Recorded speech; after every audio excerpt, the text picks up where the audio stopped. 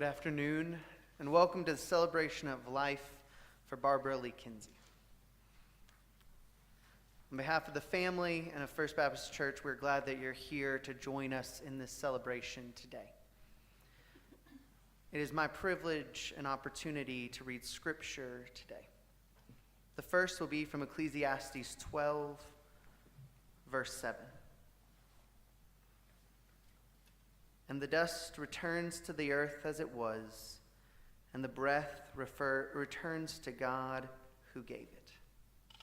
And our second scripture reading will come from 1 Corinthians 15, verses 42 through 45. So it is with the resurrection of the dead. What is sown is perishable. What is raised is imperishable. It is sown in dishonor, it is raised in glory. It is sown in weakness, it is raised in power. It is sown a physical body, it is raised a spiritual body. If there is a physical body, there is also a spiritual body. Thus it is written, the first man, Adam, became a living being. The last Adam became a life-giving spirit. Will you join me in prayer?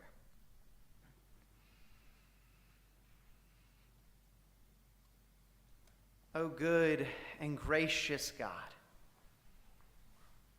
we thank you for the opportunity to gather today and to know the goodness that Paul proclaimed, that there is life everlasting, that there is hope eternal, that goodness will win the day. Dust is not the last of the story, but heaven is. So, Lord, be with your people as we proclaim that goodness and love today. As we proclaim the truth that death was the last to be defeated, but it too was defeated. That grace is the ultimate victory. Lord, be with your people as they grieve. Give them hope renewed and a reminder to proclaim the love of Christ in everything they do. Amen. I encourage you to join us in singing hymn 78, Lo, How a Rose Ever Blooming. You can stand and sing with us.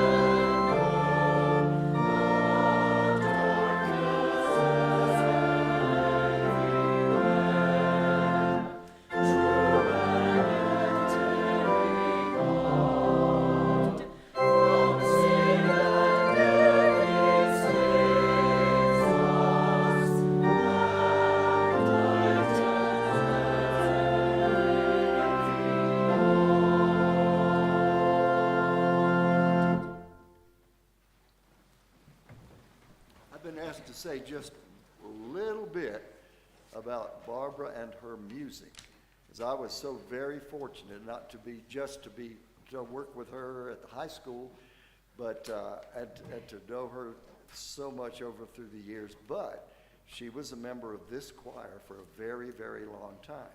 Then I left for a while and did a stint down in Davie County until a job came back open in Watauga County, and came back. And was very, very happy to see that some things had never changed, because Barbara Kinsey and Betty Ann Hodges were still conspiratorially in some ways keeping Adrian Littlejohn in check and humble. If you didn't understand that, look at the people who are smiling and they will explain it to you. They continued to do that when Lynn Packwood became the director, and I guarantee you they continued to do that when I became the director as well. They kept me humble in every way. Barbara was so talented. She would at times be our substitute organist when Faye would need to be out. And of course she sang wonderfully and just knew music. And when we sang Latin, I know Baptist choirs don't very often sing in Latin, but every once in a while we did. We did it right because we had a Latin teacher in the choir. But one of the things that she did that is probably the most visible is she had a whole lot to do with that. Barbara was the chairman of the organ committee when the old organ got moved down to the chapel, and this beautiful instrument that we have now, that she worked tirelessly to make that happen. And we are so grateful to even to know her, but for all the wonderful things she did for us. And I will now turn it over to Nancy.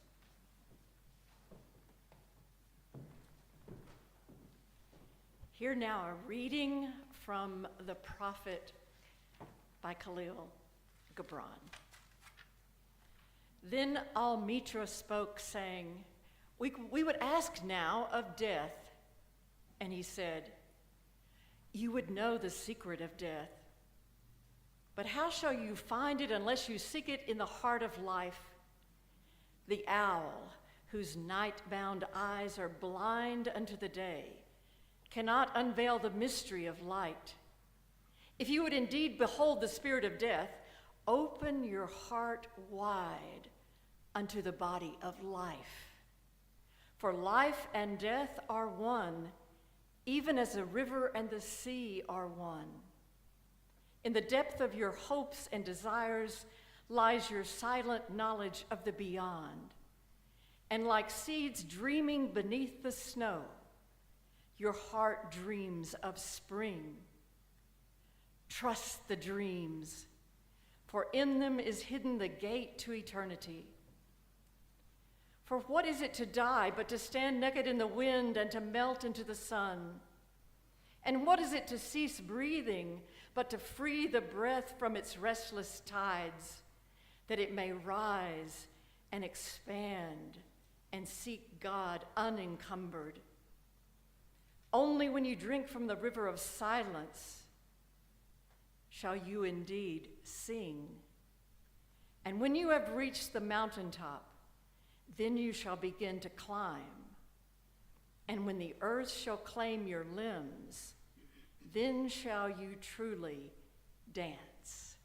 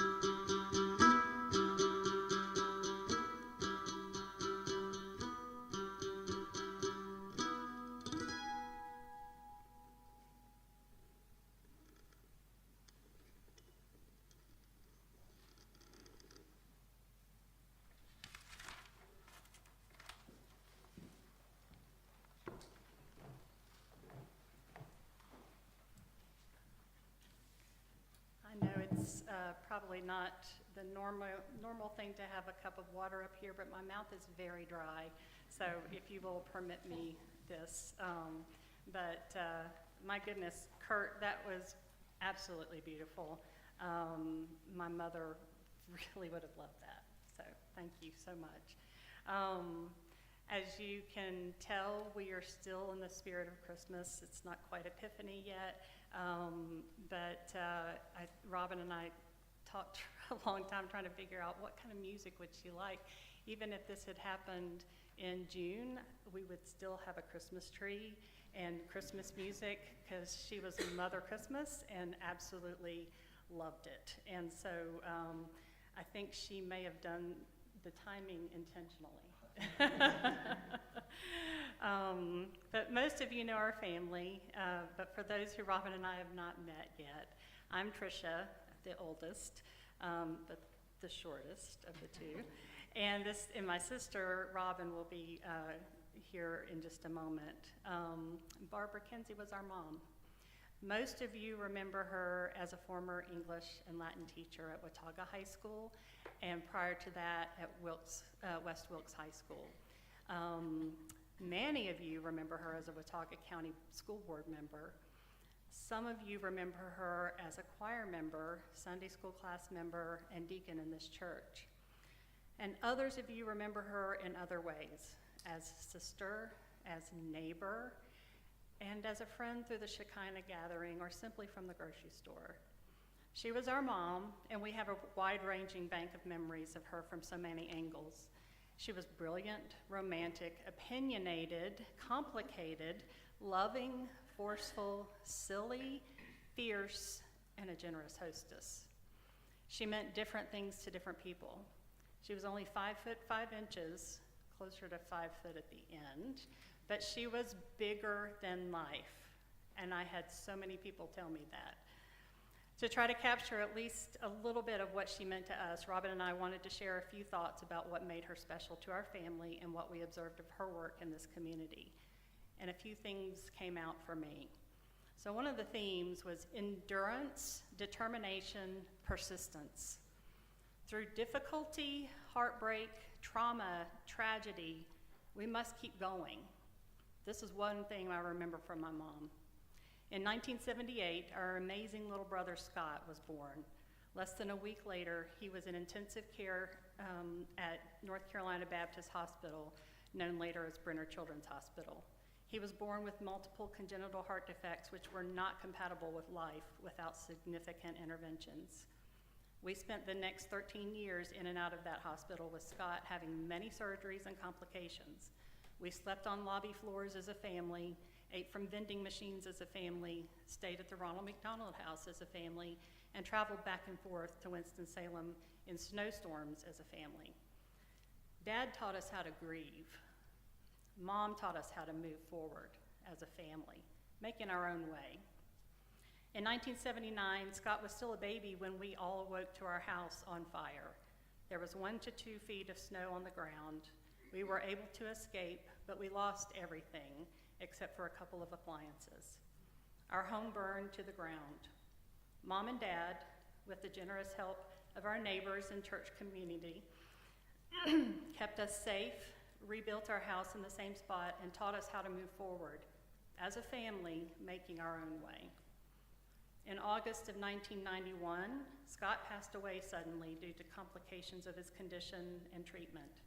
Our world was forever changed, and none of us ever really got over it. He was 13, I was 21, and Robin was 19. Scott loved music. He had a lovely voice and secretly loved listening to the Vienna Boys Choir and Billy Joel on his Walkman while falling asleep at night. Early in 1991, Mom found out that the Vienna Boys Choir was coming to sing in Wilkesboro. She had the audacity and the determination to contact their coordinator, invite them out to our farm to just play, have fun, and let Scott meet them. He was having a really tough year being in and out of the hospital and was feeling a bit depressed. It took a long time and a lot of perseverance, but she made it happen. The entire Vienna Boys Choir came out to our farm, played with the animals, and laughed for the day. Before they left, they lined up and sang in our living room. Scott was mesmerized, and he had such a magical day. That was because of Mom. She made that happen. After Scott died, we all grieved heavily, and we moved forward with a huge hole left. But Mom was determined that we move forward as a family in our own way.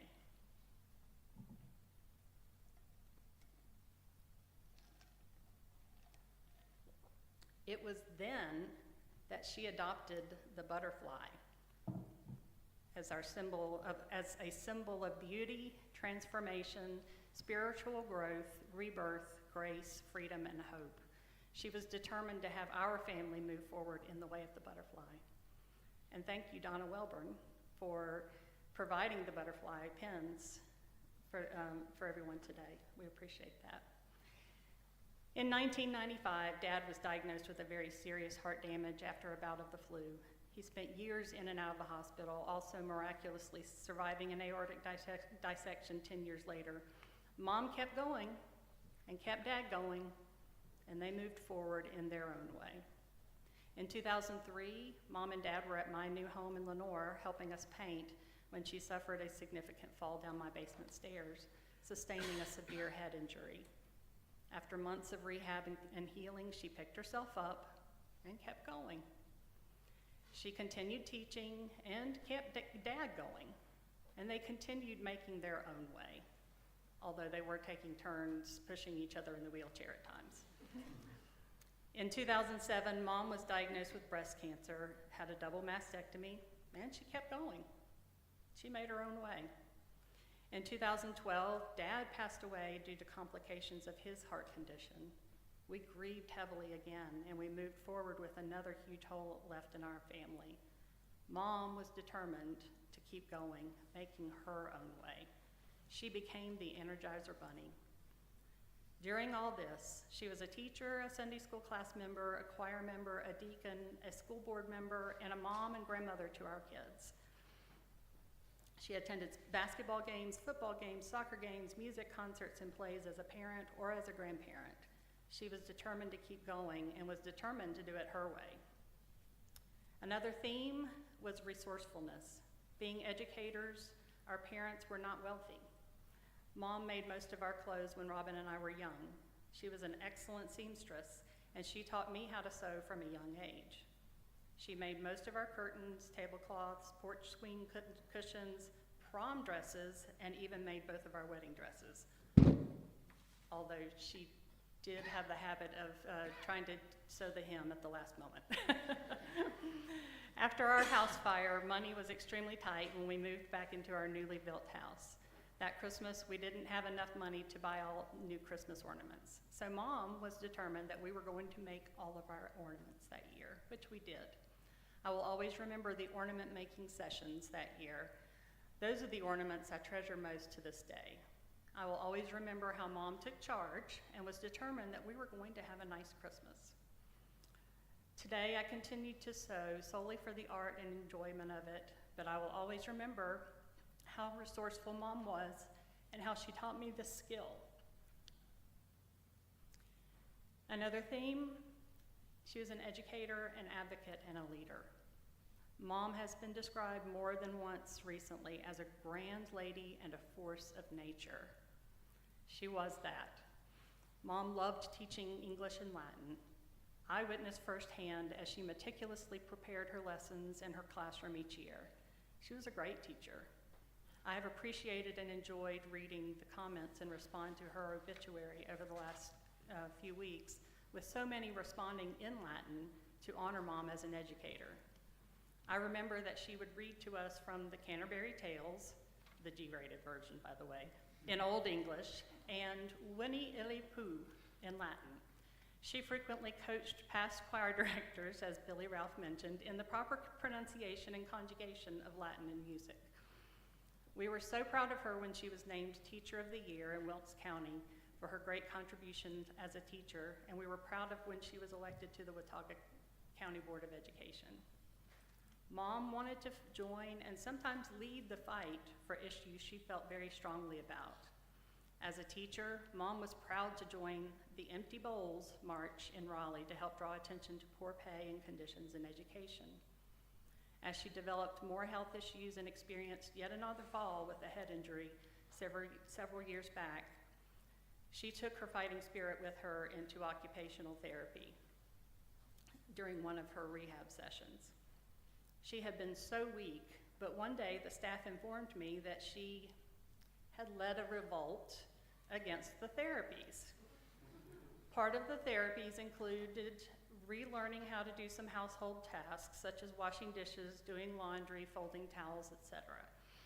The staff laughed as they recounted that Mom convinced all the other patients at the time that they're just making us do their work for them. We are not going to do it. I said to myself, well, that's good.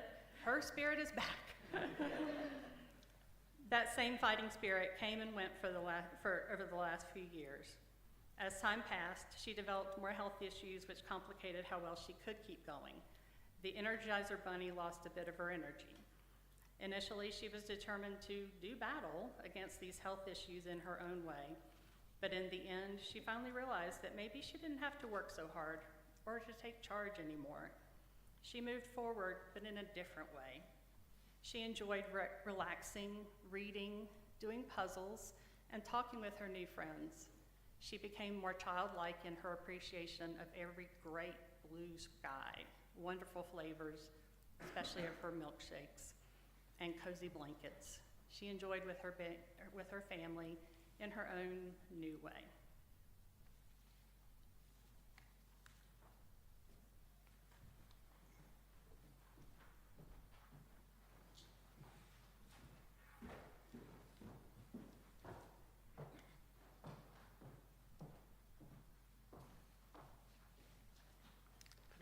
Reading glasses. Whether you knew Barbara Kinsey as an educator, a colleague, a friend, a neighbor, an aunt, a sister, mom, or in her favorite role of all, Muffin, I think we can all agree that there were plenty of adjectives to describe her. She was loving, kind, supportive, independent, strong-willed, determined, formidable, feisty, and sassy. Sometimes those traits showed up as vim and vigor, and others when it was more spit and vinegar. But she was a true steel magnolia, and it was all part of who she was. Above it all, though, for me, was the love, laughter, and unwavering support. You've heard the phrase, love someone to death. Well, I grew up thinking that it was entirely possible to literally love someone to life. And while that was both Mom and Dad's doing, it was Mom's determination that was the primary driver. From the very beginning, with Scott, we all had a role. She knew that he belonged to Trish and I as much as he did to she and Dad, and we were all in it together. She taught us how to care for him as a baby, and then she didn't bat an eye when, let's face it, she probably should have, when we'd have him out laughing and playing in the yard just days after major open heart surgery. She knew that being surrounded by his people was powerful medicine, and that it was important for Trish and I to be a big part of that. No matter what we were facing, laughter always found its way in quickly. I will never forget the night the house burned.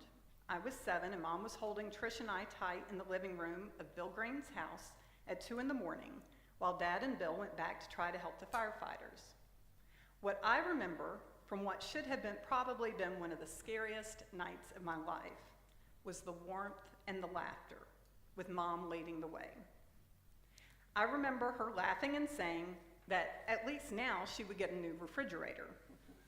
Of course, what was the first thing that Dad declared when he finally walked in the door?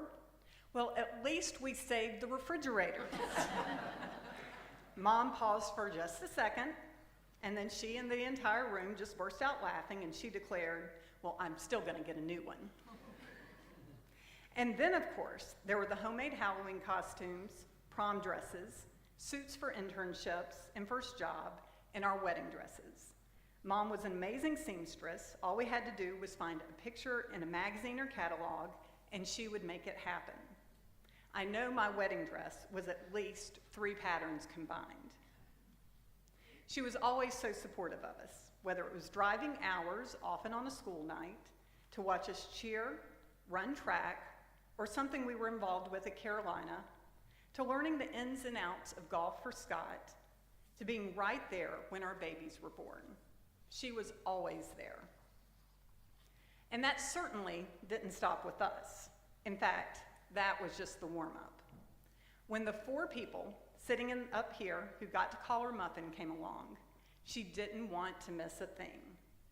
She introduced them to coffee cream, which was a whole lot of cream and sugar, and a little bit of coffee at a way too early age, so they could sit and drink it with she and Dad while they had their morning coffee. And she was there for their band concerts, dance recitals, birthday parties, track meets, baseball, basketball, and football games whenever possible. In fact, one of my friends texted me during the past couple of weeks and said, "I can see her now, trekking to Alex's games, and nothing was going to stop her from watching her grandson." And that was true for all of them. For those of you who don't know, my family lives in Durham. When Tyler was in 5th grade, I got a call from his teacher saying that he had volunteered his grandmother to come teach the class some Latin.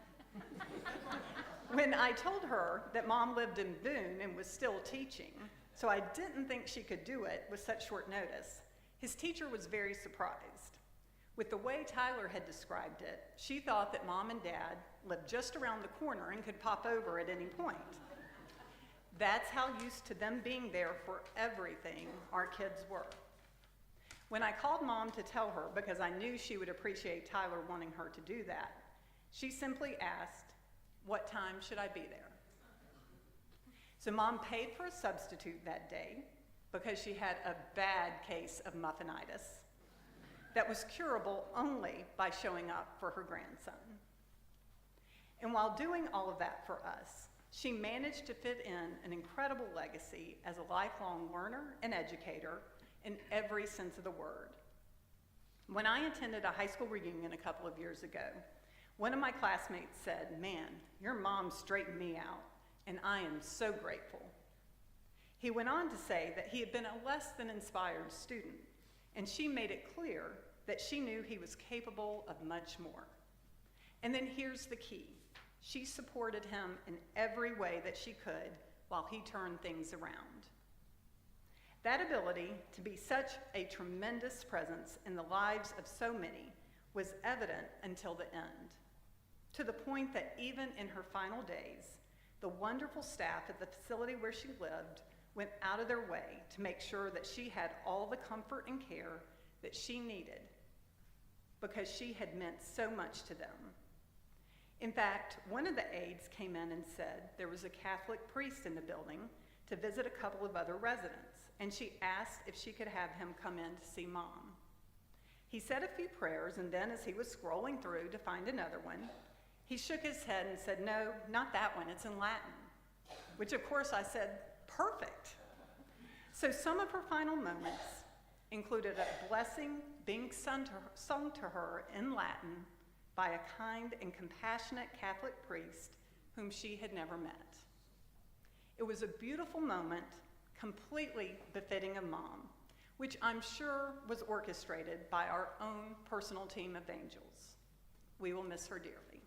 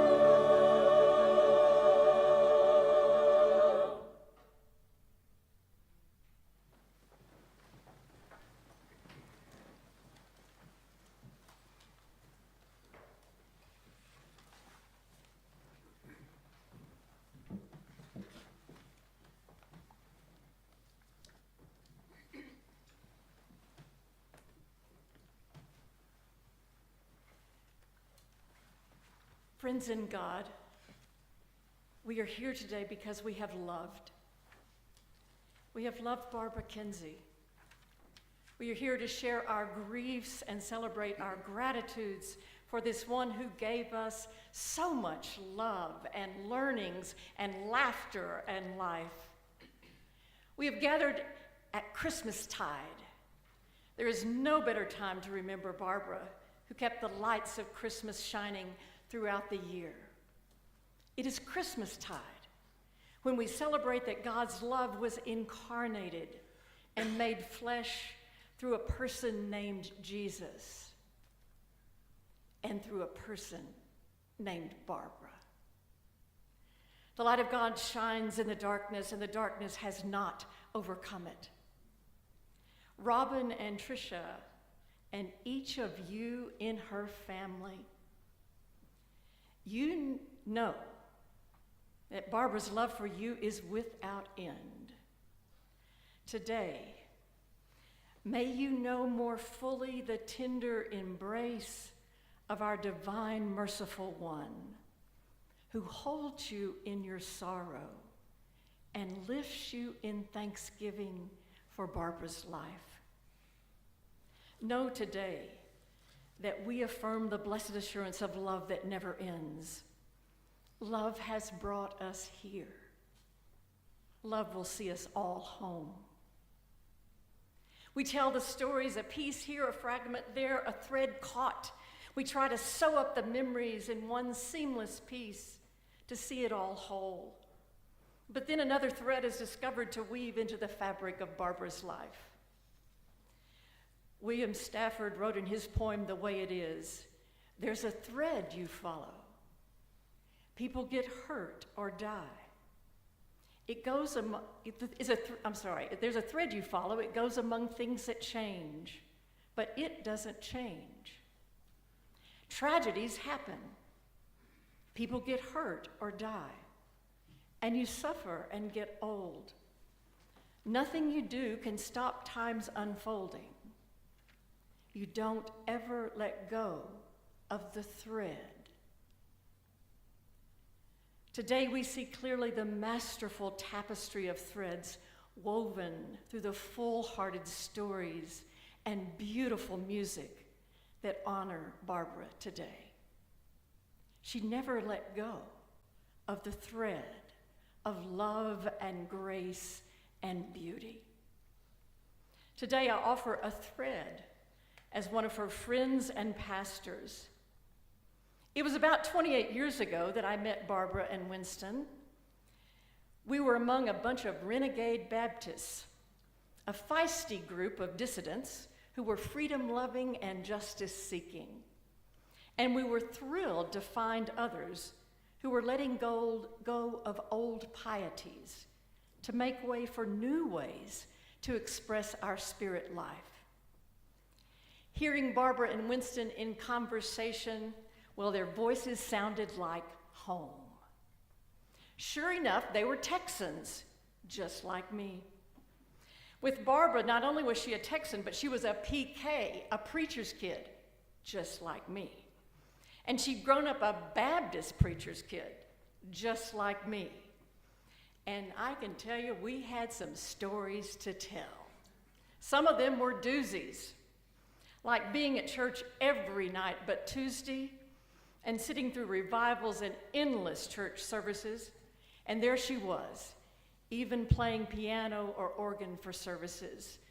From an early age, she had Texas-sized talents.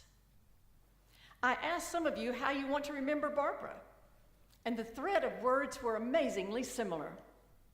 She had a gift for hospitality and making us all feel at home at her home. She was mischievous and never lost an opportunity to laugh. She had pizzazz. She had a huge capacity to bear pain and grief, along with a huge capacity to live into joy. She made an incredible Texas sheet cake. And whenever they hosted our group of Shekinah on their farm, Barbara would shoo us out of the kitchen so that we wouldn't get in her way.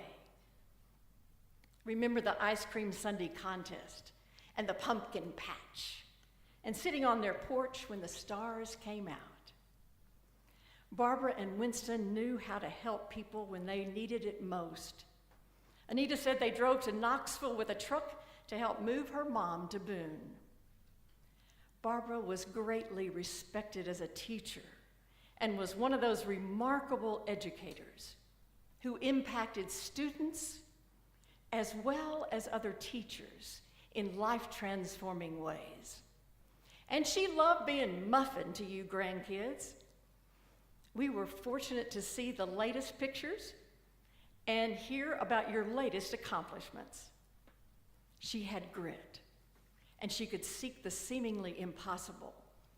And remember the Christmas that Winston was in his hospital bed in the living room, positioned to see the sky through the window, and all of us gathered around singing within sight of the Christmas tree with what? Butterfly ornaments, of course. The shimmering threads of her life have made a difference in our lives and so many others. Friends, we still have stories to tell about our beloved Barbara. We dare not stop, for the light shining through her life still illumines our own. When I would arrive for our monthly potluck gatherings, every single time, Barbara would give me that grand smile of hers and ask, "Well, preacher, did you find a sermon for tonight?" And I'd always say, "No, I was hoping you had one." She laughed, that great Barbara laugh, and said she'd pray for me again.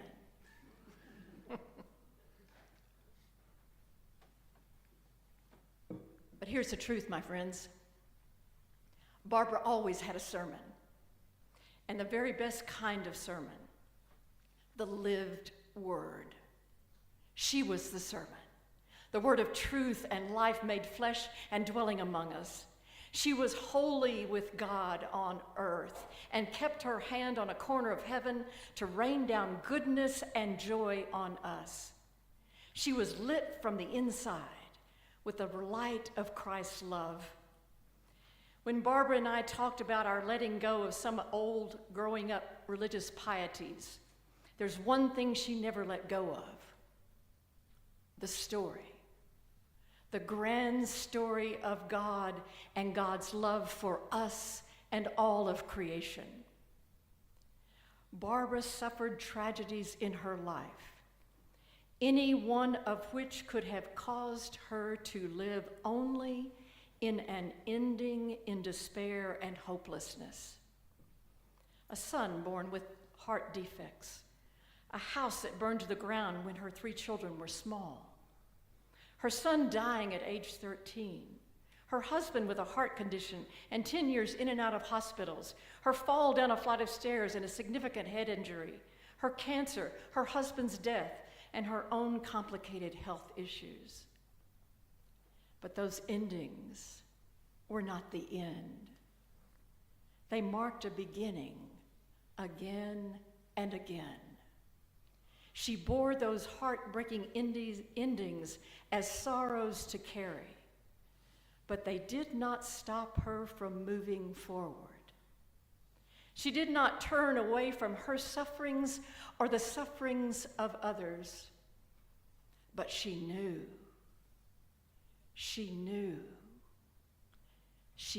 the story of resurrection hope. It's a thread she never let go of. She knew that the ending was not the end any more than Jesus' tomb was the end. There were new life beginnings to discover in the dawn of another day. Starting at an ending, she'd tunnel through a tragedy to a threshold. There she caught hold of an edge of light to see her way into beginning again, a beginning that was created with courage, shaped differently, but still infused by God's Spirit of recreating. Her life flowed on in endless song above earth's lamentations. and you can hear her say, "So how can I keep from singing?" In the last years of her life, body and mind suffered from ailments and confusions. But you, beloved family, you were there for her as she had been for you, tenderly, lovingly, strongly, patiently. Her last breath was an ending, yes, but one that flows now into beginning of knowing her spirit-filled presence in a new way in you, with a blessed assurance that love never ends. And watch out, she still has some mischief to surprise you with along your way. In the letter in 1 Corinthians, when that community in Corinth was going through so many sorrows and struggles, there is a powerful verse. Now faith, hope, love, these three, but the greatest of these is love. Love may be the greatest, my friends, but hope is the hardest. Barbara lived faith, she lived love, and beyond imagining, she lived hope. Hope propelled her to hold tenaciously to life, even as she struggled through hardships. Hope fortified her to live with her arms outstretched. Hope beamed her through her joy, beauty, and persistence to live God's hope, not only for her, but for all of us. She longed for a more beautiful and peaceful and humane world, and she embodied her hope in how she lived. The threads of her life are stitched in us now. We will never be the same. But thank you, Barbara. Thank you, dear beloved one. And thank you, God. Thank you for giving us this unforgettable, faithful, hopeful, and loving one named Barbara. In the beginning, God created and is creating still.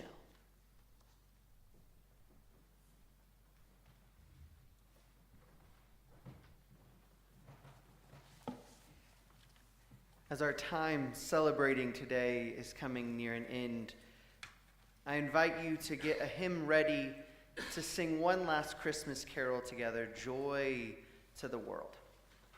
As we're moving towards that time of singing, I want to offer a prayer and a blessing for today. The Advent season is one of peace, love, hope, and joy.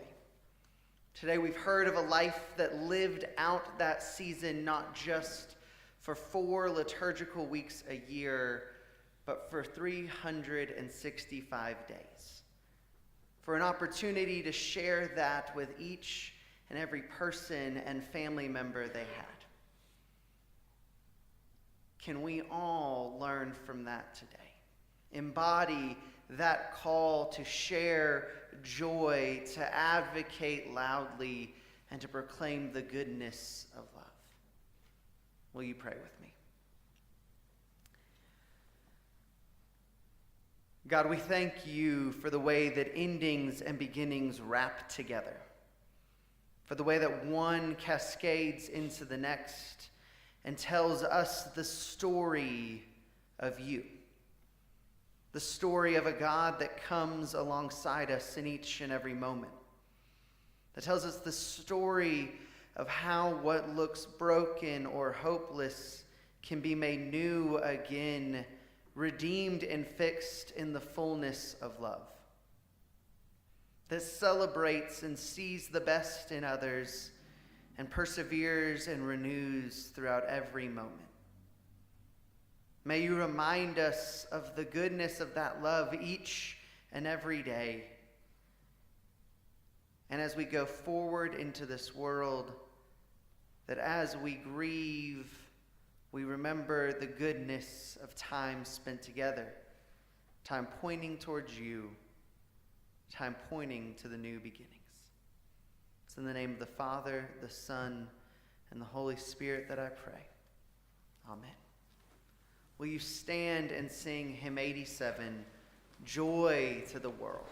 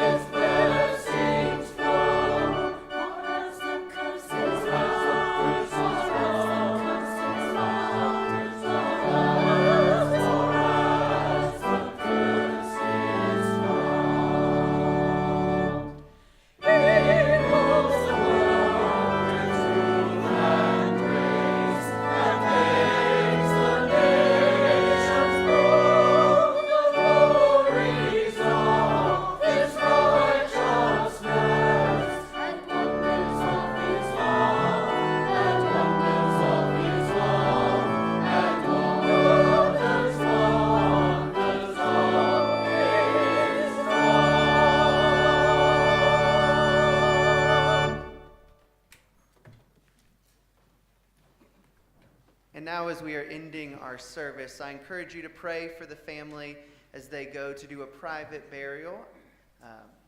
Pray for them in the coming days and pray for one another. May we hear the recessional as we close our service.